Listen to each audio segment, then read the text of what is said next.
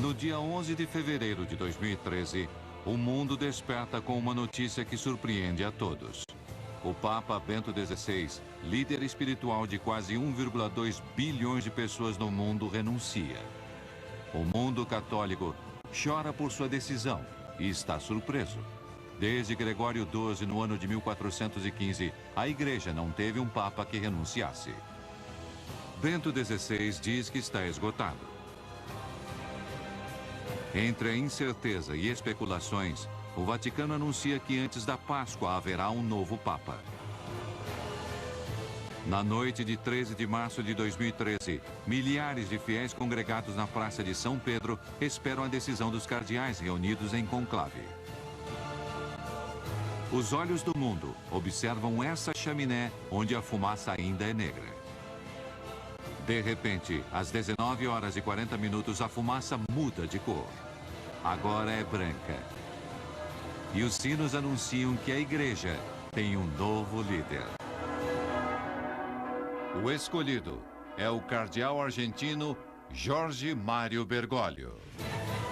A notícia surpreende a todos. O nome dele não estava nas previsões e pouquíssimos o conheciam.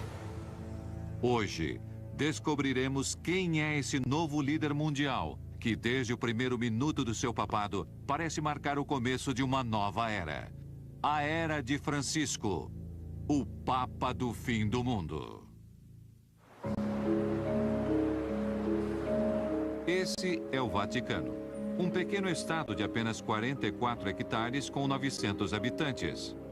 É o coração de uma das religiões com mais seguidores do mundo. É o lar de seu líder espiritual, o Papa. Há séculos, um Papa substitui o outro após a morte do seu antecessor. Porém, a situação hoje é muito diferente. A poucos quilômetros da Praça de São Pedro, o Papa anterior, Bento XVI, está vivo e meditando na casa de descanso de Castel Gandolfo. Quais foram os verdadeiros motivos que levaram Bento XVI a renunciar?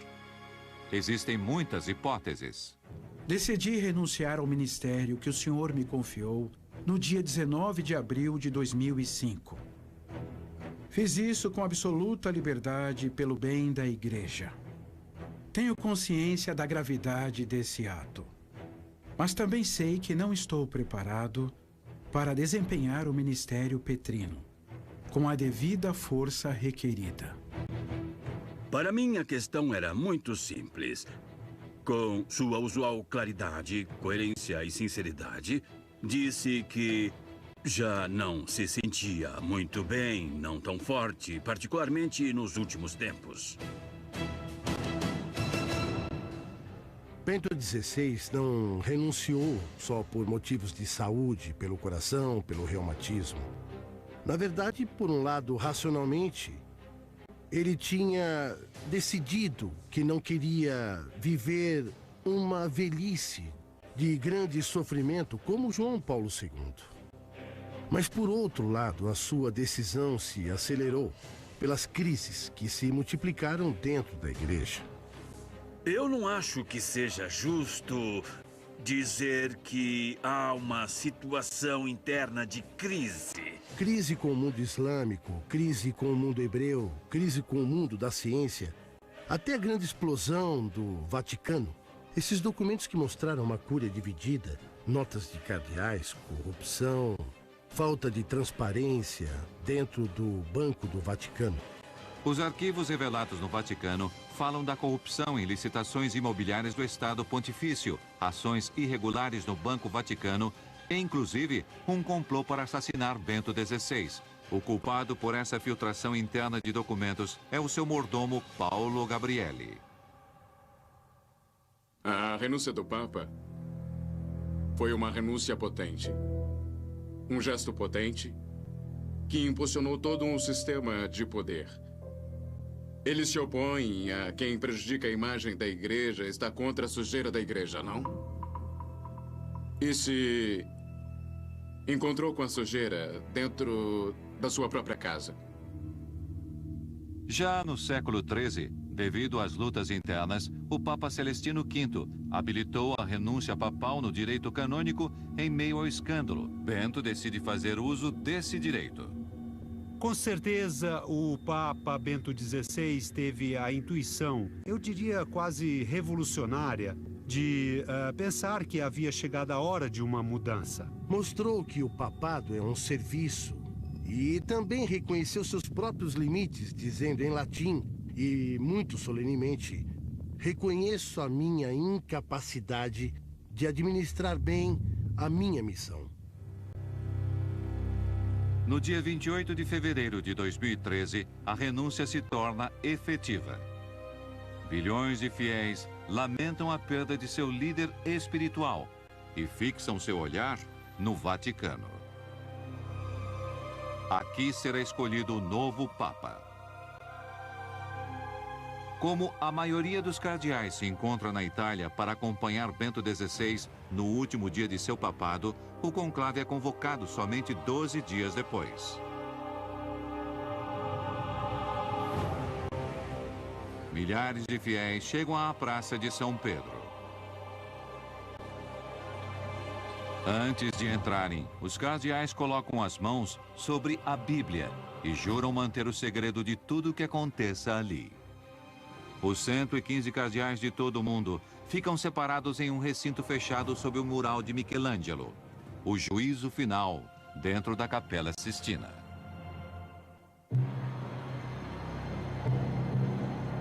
Os olhos de milhões de fiéis do mundo estão fixos nessa chaminé. Logo começarão as votações. Depois de 4 votações, os cardeais ainda não entraram em um acordo. O novo Papa deve ter 2/3 de votos ou 2/3 mais 1.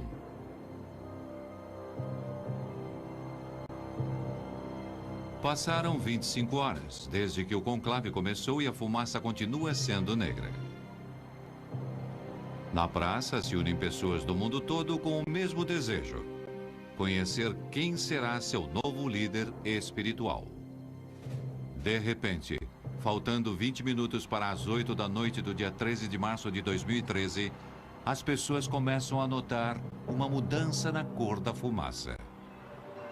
Muitos não conseguem acreditar, mas logo os sinos começam a tocar e não há mais dúvidas.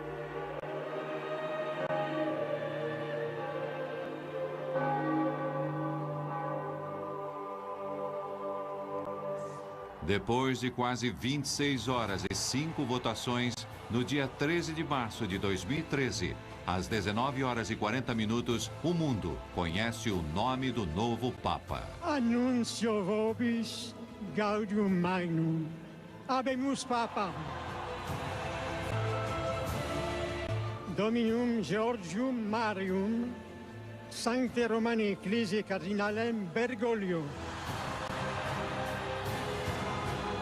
O escolhido é o cardeal argentino Jorge Mário Bergoglio, um sacerdote da Companhia de Jesus.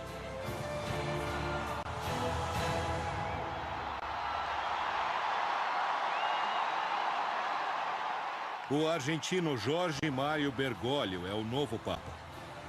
Na Praça de São Pedro, um anúncio especial. Habemos Papa. A multidão está reunida desde... Uma multidão se junta para saber o nome do Papa, mas a maioria está surpresa. Ninguém estava esperando o cardeal Bergoglio. Irmãos e irmãs, boa noite. Vocês sabem que o dever do conclave é dar um bispo a Roma. Parece que os meus irmãos cardeais foram buscá-lo lá no fim do mundo, mas estamos aqui. Os cardeais eleitores tiveram muita coragem porque, diante da crise do pontificado ratzingeriano, diante o choque da renúncia, não tiveram medo. Não elegeram um cardeal de cúria, e sim corajosamente saíram inclusive da Europa. A surpresa positiva de ter justamente um latino-americano, essa talvez não fosse a grande surpresa, mas sim ter um Papa que se chama Francisco. Sim, essa foi uma linda surpresa.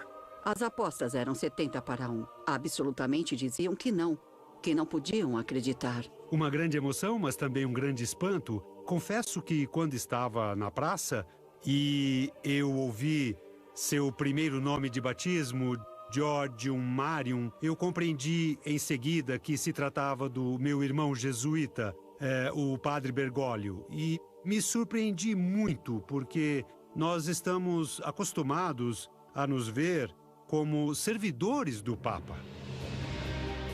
A alegria não oculta a surpresa de todos. O destino da igreja estará nas mãos de um papa jesuíta e latino-americano, rompendo a hegemonia de séculos de papas europeus.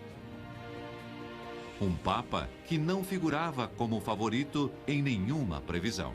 Antes que o bispo abençoe o povo, eu peço que vocês rezem ao Senhor para que me abençoe. A oração do povo pedindo a bênção pelo seu bispo.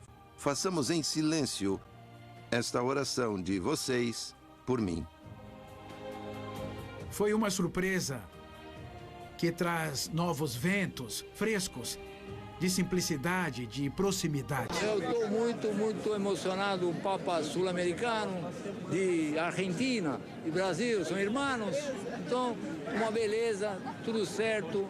A mim me gostou muito. Uma grande impressão. Eu sou católico, me chamo Francisco como ele. Minha garota é ortodoxa, mas o Papa Francisco é a pessoa certa para ver que mudou tudo, porque ele fala do coração para o coração.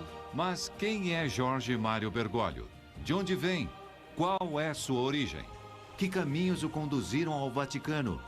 Como chegou a estar hoje na pele e na alma do Papa Francisco e ser líder espiritual dos católicos do mundo inteiro? A designação desse novo Papa chama a atenção dos fiéis do mundo todo. Para pouquíssimos, o nome de Jorge Mário Bergoglio é familiar. Só alguns conhecem de verdade quem é aquele cardeal latino-americano proveniente do fim do mundo.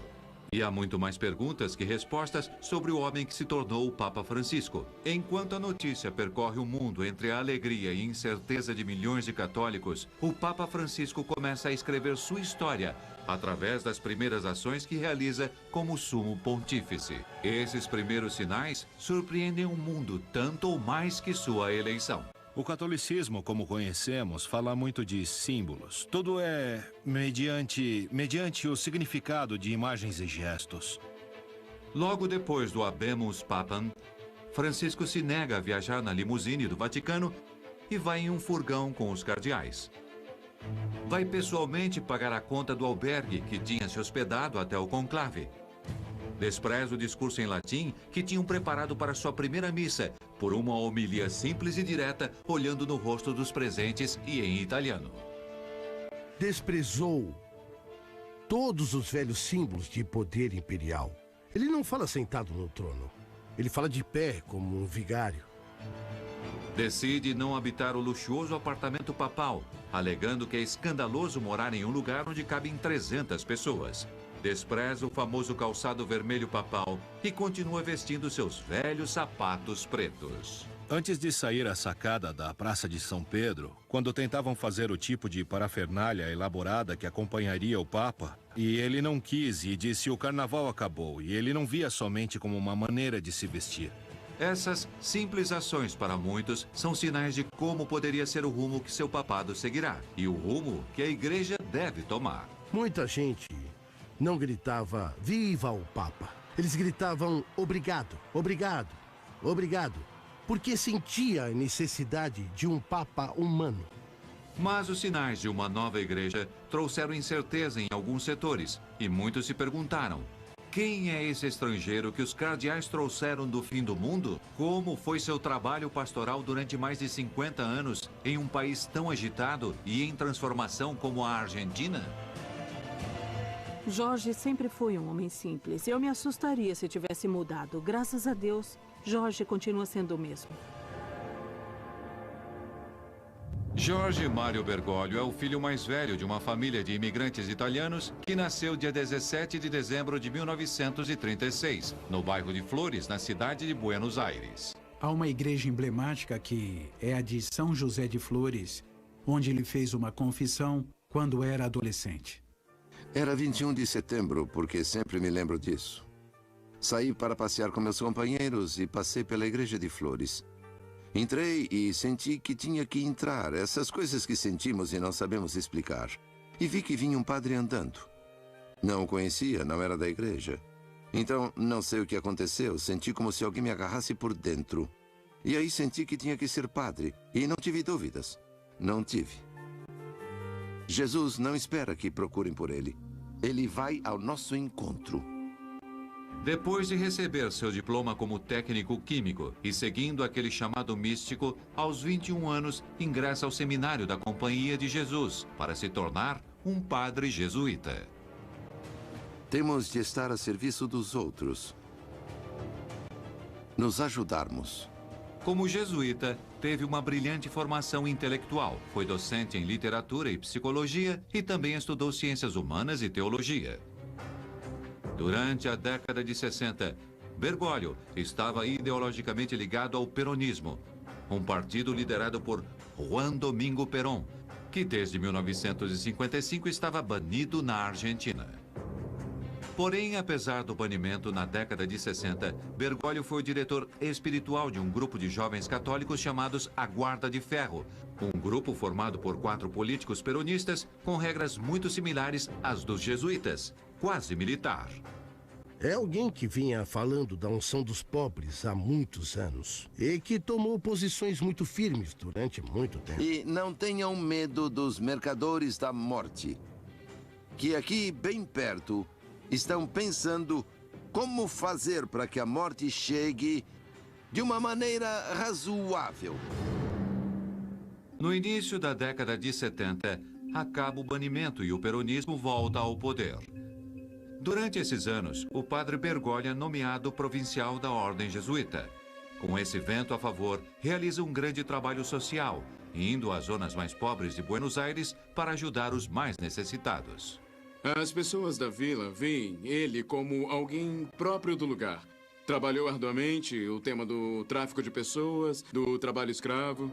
Na escola nos ensinam que a Assembleia de 1813 aboliu a escravidão. Isso tudo é mentira. Existem outras escravidões. Uma vez, quando foi dar uma palestra na vila, ele ia em um ônibus e ali subiram muitos trabalhadores da própria vila e o reconheceram. E quando ele deu uma palestra, um levantou e disse: "O senhor vinha conosco no ônibus? Isso é um sinal para nós. Realmente o consideramos um irmão nosso." São submetidos e depois não cabem no sistema. E são material descartável.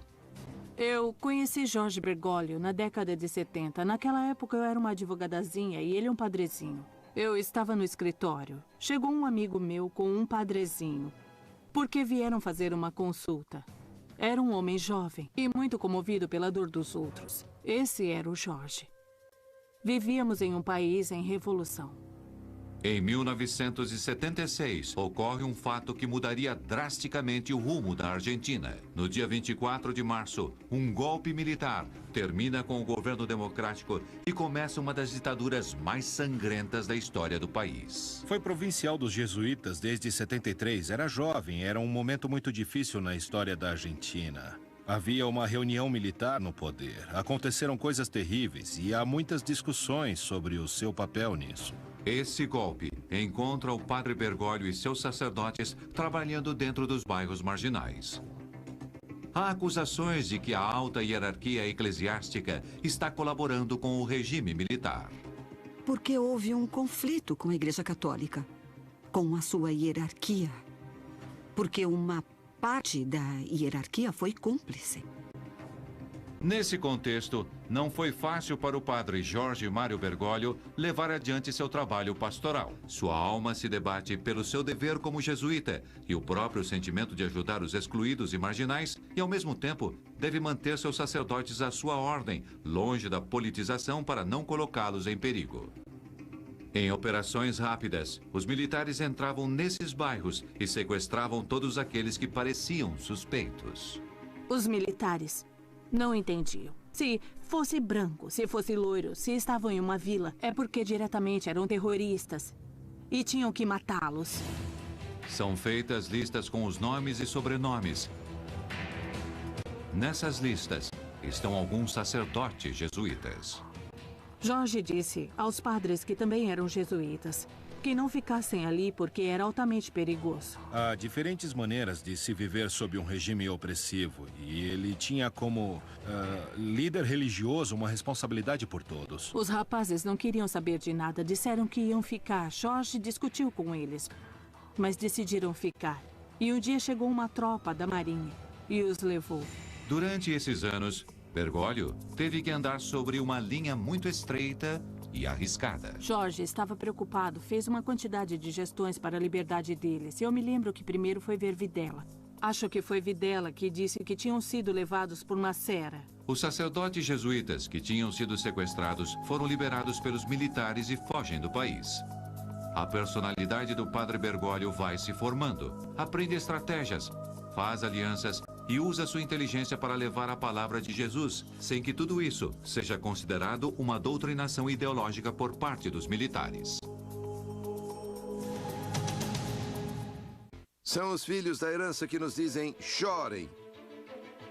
Chore, cidade distraída, cidade dispersa. Cidade egoísta deve chorar, pois precisa ser purificada por suas lágrimas. No ano de 1983, a democracia voltou à Argentina. O governo militar deixou uma enorme dívida externa que repercutiu a todo nível na vida dos argentinos. Foi um tempo de reconstrução, de esperanças, mas o país ficou devastado. Bergoglio teve que lutar com a herança que restou, a pobreza e todo o valor que ela trouxe. Nesta cidade, se exploram trabalhadores em oficinas clandestinas. Ele sempre foi assim. Teve essa dedicação especial por todos, e em particular pelos mais frágeis. Trabalhou arduamente o tema ligado ao tráfico de pessoas, ao trabalho escravo, da imigração, das pessoas que moravam nas vilas. Os acompanha, os aconselha, os cuida, os ensina a serem livres, a serem autossuficientes, a pensar. E na vida temos que caminhar, como caminhou Jesus, deixando pegadas que marquem a história, pegadas que deixem descendência. Ele enfrentou o poder político da época não uma, mas muitas vezes. Se nós abandonarmos a riqueza do humilde, por acreditarmos ser o que não somos, viveremos o pesadelo de um país que abandona seu destino. E será nossa culpa. Seu caráter ia se tornando cada vez mais forte, ia se tornando um grande estrategista. No ano de 1992, enquanto Bergoglio estava na cidade de Córdoba como diretor espiritual e confessor da Companhia de Jesus, ocorreu um fato que ia marcar o primeiro passo da sua carreira ascendente dentro da alta hierarquia da Igreja Argentina. Ele estava em uma igreja de Córdoba. Nem era o vigário, o arcebispo de Buenos Aires o chamou, o cardeal Antônio Quarratino, para que ele fosse um dos seus bispos auxiliares. Quer dizer, quem nomeia é o Papa, mas é o cardeal quem promove. Em 20 de maio de 1992, foi nomeado pelo próprio Papa João Paulo II, bispo de Alca e bispo auxiliar da Diocese de Buenos Aires. Eu costumo dizer que ele era uma espécie de forasteiro dentro da igreja e, a partir de 92, iniciou uma carreira meteórica. No ano de 1998, com a morte do seu superior, o cardeal Quarratino, Bergoglio assume seu lugar e se torna o arcebispo de Buenos Aires.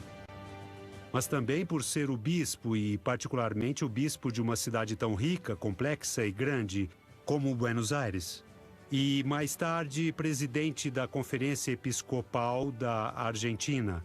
Sua presença no contexto latino-americano foi uma presença no governo, mas também com contato cara a cara, principalmente com os mais pobres, com as pessoas que mais precisavam de atenção e ajuda.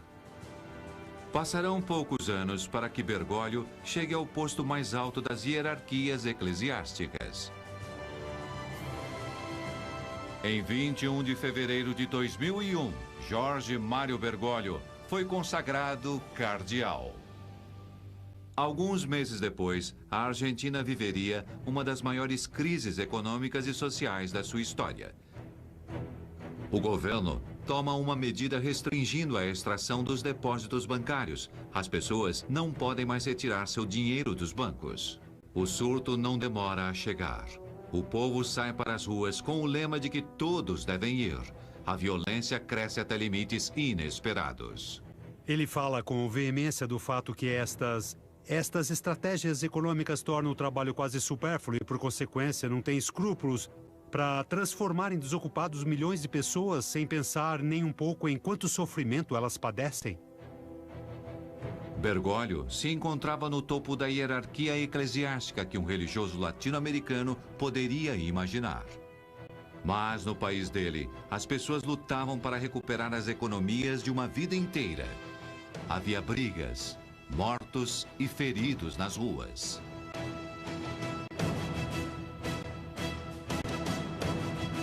E um presidente que teve que deixar o mandato fugindo do palácio presidencial. Me chamou muito a atenção quando me contou, desde seu ponto de vista de pastor, o que estava acontecendo. Era um momento muito difícil no cenário político argentino.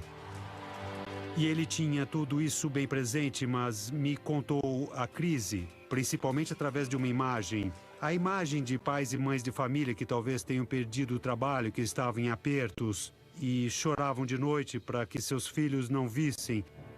Me surpreendi com essa delicadeza de um homem que sabia olhar o sofrimento dos corações dos indivíduos. O cardeal se encontrava num momento chave. Podia se trancar em uma torre de cristal ou sair na rua para acompanhar as pessoas em sua luta e em seu sofrimento. Nesta cidade, há crianças morando nas ruas. Esta cidade fracassou e continua fracassando em livrá-los desta escravidão estrutural. Demonstrou que aonde for, sabe enfrentar os desafios do lugar que está. Bergoglio já era arcebispo e cardeal, porém continua com seus trabalhos nas ruas, como se esses dois títulos só servissem para ter um acesso mais fácil à ajuda para aqueles que mais precisam. Ele sempre ia à busca dos fiéis. Jesus ficava o dia inteiro trancado na igreja. O que fazia Jesus na rua? Procurava. Esse era Jesus. Vivia procurando as pessoas. Seu estilo austero marcou uma tendência na igreja argentina, naqueles anos acostumados a certos luxos, protocolos, secretários, assistentes e motoristas particulares.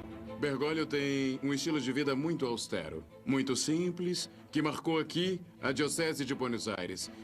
Se esse bispo de Buenos Aires vive dessa forma, nós também temos que ter uma atitude semelhante. O cardeal Bergoglio não precisa de nada disso para chegar até aqueles que ele quer alcançar. E aqueles que o procuram, o encontram facilmente.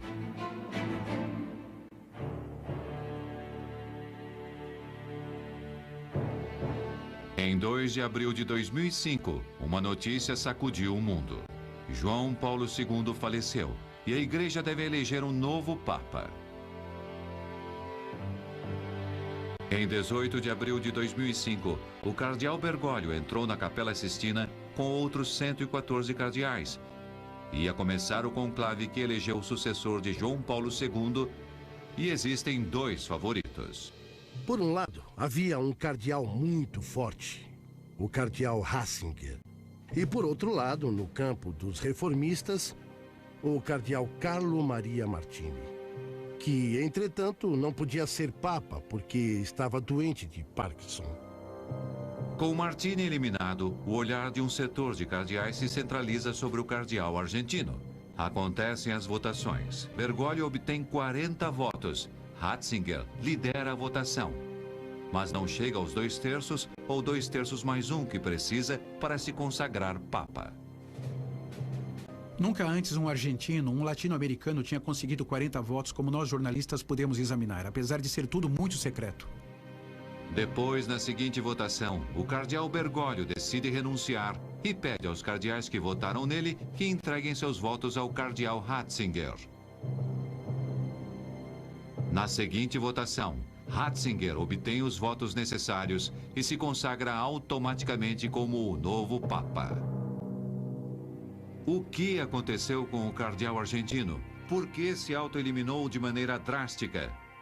A resposta é simples. Bergoglio sabia que jamais alcançaria a maioria dos votos. As sombras da época da ditadura na Argentina pairavam sobre ele como um passado funesto. Ele era candidato. Tinha excelentes votos, mas houve interferência de um dossiê que denunciava que Jorge havia colaborado com a ditadura militar. Antes do conclave, circularam entre vários cardeais eleitores documentos que comprometiam Bergoglio no caso dos sacerdotes jesuítas sequestrados e torturados durante a ditadura. Esses documentos diziam que Jorge Mário Bergoglio os tinha entregado. 5 anos depois, em 2010, Bergoglio é chamado para declarar como testemunha na causa dos sacerdotes. Então acontece um fato curioso. Com a reabertura dos arquivos, novas testemunhas são convocadas no caso, que contam novas histórias sobre o cardeal e suas ações durante os anos escuros na Argentina. Ouvimos muitas vozes que estavam nos contando histórias de sua atitude solidária, de que ia às vilas e de que salvou pessoas. Poderia ter feito mais? Com certeza. Bom, digamos que eu acredito que todos fizemos pouco ou nada, mas ele, pelo menos, ele fez algo. Essas histórias, longe de condenar Bergoglio, mostram um pastor que, em muitas ocasiões, tinha burlado os controles militares para ajudar pessoas perseguidas a fugirem do país para o exílio. Se os militares descobrissem, seria considerado um terrorista subversivo, que deveria ser executado. Em meio a crises e escândalos no Vaticano, depois da renúncia de Bento XVI em março de 2013, Bergoglio tem novas esperanças de substituir o Papa, graças à sua imagem renovada. Depois de várias votações, aparece na sacada, transformando-se em Francisco, o primeiro Papa jesuíta da história. Durante séculos, a chegada de um novo Papa para o trono de Pedro esteve rodeada de sinais misteriosos e previsões. Quais foram as profecias que anunciaram a chegada de Francisco? No século XII, o arcebispo católico Malaquias de Armagh, hoje conhecido como São Malaquias, entrou em transe. E viu uma fila de reinos papais a partir de Celestino II, o pontífice que reinava naquela época. Os nomeou e os identificou com um lema, desde o primeiro até o último, com bastante exatidão. O último era o número 112. Depois dele, seria o fim. Bento XVI era o Papa 111. E Francisco era o 112. Por isso, muitos pensam que ele é o Papa do fim do mundo. Quando Francisco vai à sacada e, antes de cumprimentar e pedir ao povo que reze por ele, disse: Os meus irmãos cardeais foram buscá-lo lá no fim do mundo. Mas estamos aqui. No fim do mundo, é casualidade ou Francisco só se referia à grande distância entre Roma e Buenos Aires? Mas Malaquias não foi o único que associou a chegada de Francisco ao Vaticano com o fim do mundo. No século XVI, o médico e consultor astrológico Michel de Notre-Dame, mais conhecido como Nostradamus, previu a chegada de um homem de cor, com muito poder no século XXI, que anunciaria o fim dos tempos. A princípio, existirão doenças mortais como advertências, e depois haverão pragas, morrerão muitos animais, haverão catástrofes, mudanças climáticas e finalmente começarão as guerras e invasões do Reino Negro. Na Idade Média, isso foi interpretado como a chegada de um Papa Negro, já que naquela época o sumo pontífice era o homem com mais poder do mundo, o Rei Negro.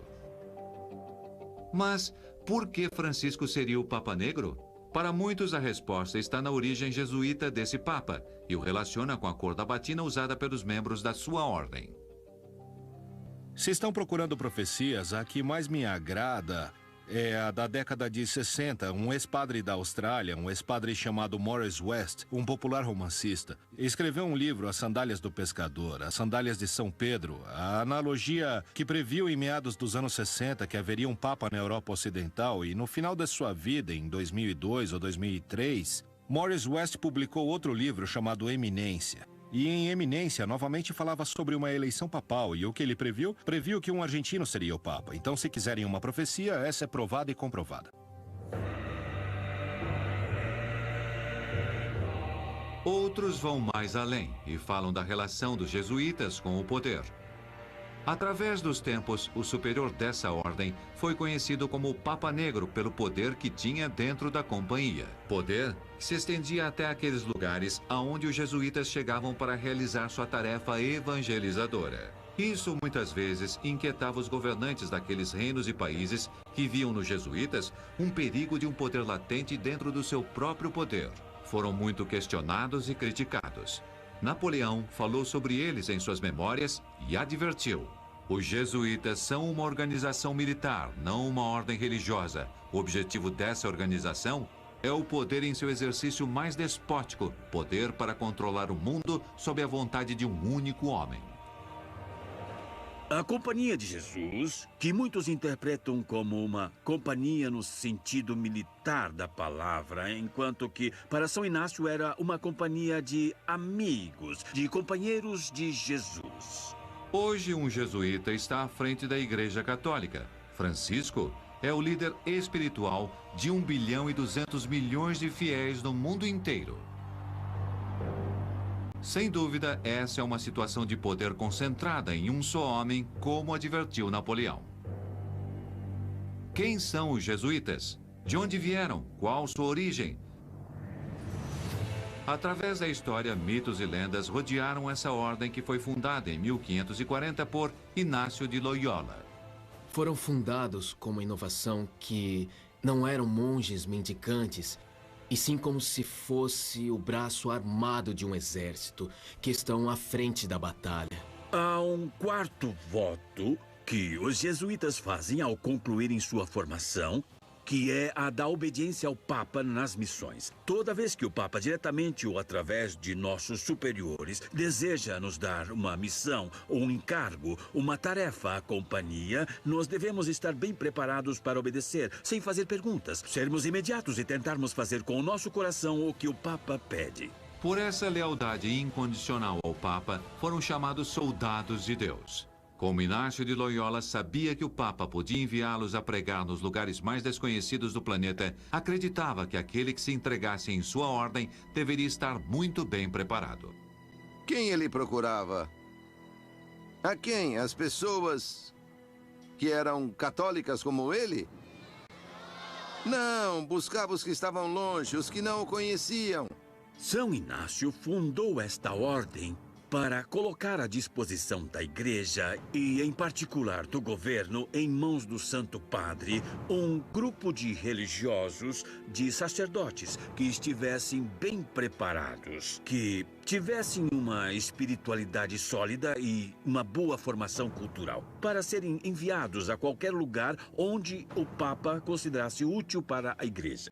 O conhecimento ocupou desde o começo da ordem um lugar importante na formação de um jesuíta. Francisco, por exemplo, fala vários idiomas e sua formação inclui, entre outros estudos superiores, o de filosofia, ciências humanas, ciências e teologia. Eram pessoas intelectuais e que tiveram um enorme destaque na reforma católica, como é chamada. Mas, além do conhecimento, o missionário jesuíta deveria saber enfrentar as duras condições das terras remotas, às que podia ser enviado para evangelizar. Para isso, se preparavam com uma disciplina estrita e praticavam uma vida devota e austera. No caso da Companhia de Jesus, em particular, é importante a orientação apostólica. Quer dizer, não se trata de uma instituição religiosa, de uma ordem religiosa, contemplativa, dedicada fundamentalmente à oração, e sim a uma ordem religiosa feita para o apostolado. Os jesuítas chegaram com seu trabalho evangelizador aos lugares mais remotos do mundo, onde o Papa achava que era necessária sua presença. Portanto, chegaram a ser muitos, e chegaram a ser uma força evangelizadora muito grande que influenciou em todos os níveis. Pelas suas aulas passaram personalidades tão importantes como Descartes, Fidel Castro, Calderón de la Barca, Cervantes, entre outros. Atualmente, é a maior ordem religiosa católica masculina, com mais de 17 mil membros entre sacerdotes, estudantes e irmãos. Educam quase 3 milhões de alunos no mundo. Meninas, meninos, sabem que aquele que caminha sem deixar pegadas não serve para nada. O Papa Francisco é um autêntico jesuíta e, a partir do primeiro momento do seu papado, seus sinais foram de simplicidade e austeridade. A pergunta que muitos fazem é: o que um jesuíta pode chegar a fazer diante de um dos estados mais ricos do mundo? E com essa pergunta aparecem muitas outras dúvidas. Acho que o maior risco do Papa Francisco é não atuar sobre o escândalo dos abusos e não atuar sobre as práticas de corrupção que ocorrem dentro da burocracia do Vaticano agora. A Igreja suportará uma mudança tão radical, já que sabemos que hoje muitos dos que recorrem ao Vaticano e rodeiam Francisco confundem a humildade com a humilhação e pensam que a riqueza é um símbolo de poder? Eu acho que assim que os momentos de aplausos passarem, também se iniciará um momento difícil de resistência interna. O Papa Francisco deve escolher muito bem seus aliados e em quem confiar. Eu me pergunto como vai fazer, porque, por um lado, ele é solitário e não jogou em nenhum time nesse sentido. Então, quem vai escolher? Quem vai escolher como aliado? Não está muito claro quem será. Porque a metamorfose e a hipocrisia são grandes e fortes. E muitos competirão para agradá-lo, mesmo tendo uma história diferente do passado, não? É possível que esse jesuíta fique perigosamente preso em uma jaula de ouro como o Vaticano? Na Cúria há muitos monsenhores que estão felizes de que agora chegue um Papa que se ocupe da Cúria. Eu acho que a maior resistência virá daqueles cardeais e bispos que temem que a perda do poder imperial do papado possa causar mudanças na Igreja Católica e possa inclusive reduzir seus papéis. Muitos acreditam que os cardeais nesse conclave não escolheram a um homem especial, e sim um representante da ordem jesuíta, porque eles são os únicos com a força e a disciplina necessárias para poder sair desses terríveis momentos de crises que a Igreja vive. Francisco está marcando um novo rumo na mudança da Igreja. Seu olhar é o que guiará os fiéis do mundo inteiro. O destino que está impondo é parte de sua identidade. E o escolheram porque ele é assim. A Igreja não deve deixar de ser um referencial, sair ao encontro das pessoas, sair pelas ruas, evangelizar. Com certeza se nota certo entusiasmo espiritual devido ao fato de tantas pessoas se aproximarem da igreja. Vão aos santuários, se confessam, enfim, se produziu certa revitalização de entusiasmo e participação eclesiástica.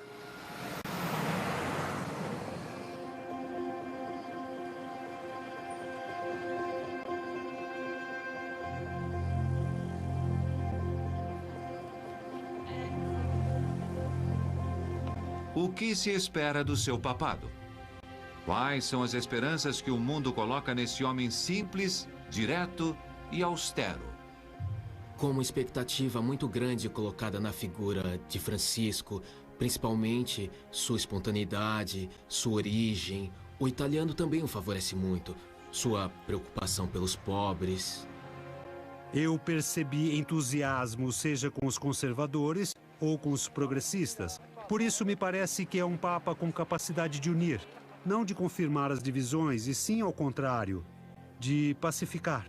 Podemos esperar um Papa próximo aos jovens. Vimos que se entusiasmaram muito na Praça São Pedro. Os que estavam lá viram um entusiasmo geral. Tenho certeza que não continuará um projeto abstrato de reforma da igreja construindo na teoria.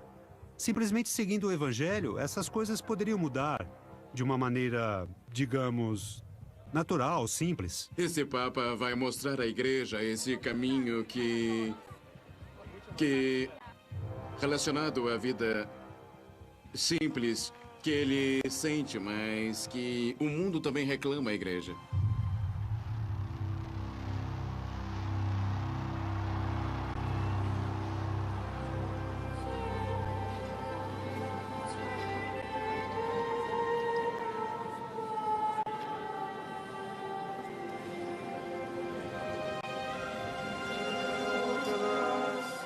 A religião pretende se juntar e se reconciliar com Deus, com o Pai, com Jesus.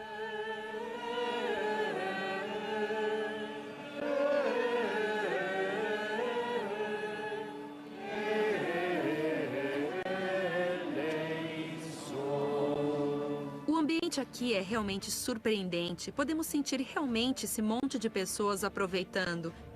E isso é realmente importante porque é um papa de um novo continente, que é um grande avanço também. Acho que a maior expectativa é a mudança. Minhas expectativas, devido ao que o Papa Francisco fez e disse antes, é que enfatize o lado da justiça social e que fale sobre esses aspectos dela. Eu acho que será algo novo, algo fresco. Ele fala do coração para o coração. É tão próximo e tão amável que transmite tanto carinho para a igreja e para as pessoas. Essa mudança é para o bem da igreja e da humanidade. Disseram que quer mudar a igreja. Não, quer mudar o mundo. Mas além das especulações sobre a eleição dele e o que anunciam as profecias, o certo é que para a igreja termina uma era e começa uma nova com a chegada do Papa Francisco. Há um final, mas também há um começo, e esse final não tem por que ser precisamente o fim do mundo. Começa uma nova era, a era do Papa Francisco.